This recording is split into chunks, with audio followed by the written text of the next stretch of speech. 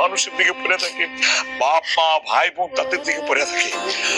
আমরা যদি পারতাম দেশের মানুষের জন্য, বাবা মার জন্য কলজাটা কাইটটা খাওয়াই দিতে পারতাম স্যার, আমরা পারতাম। রক্ত যদি বেঁচে দেওয়া লাগে তাও দিতাম স্যার। আমাদের মন মানসিকতা এরকম, কারণ আমরা তো দূরে থাকি, আমরা মায়ের চেহারা দেখি না, বোনের চেহারা দেখি না, বউ বাচ্চা আত্মীয় স্বজন কারো দেখি না।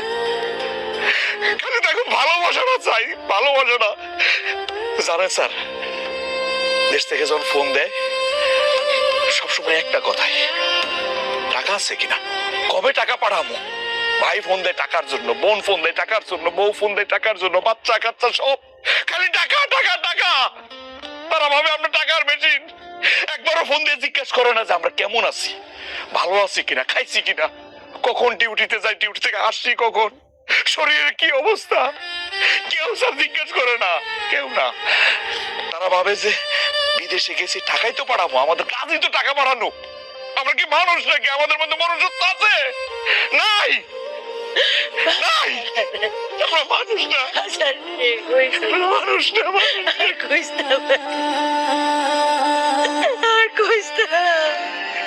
ভাই আপনারে সেলুট না দিলে নিজের কাছে খুব খারাপ লাগতো। তাকে একটা সেলুট। ভালো থাকবেন। জি, আসসালামু আলাইকুম।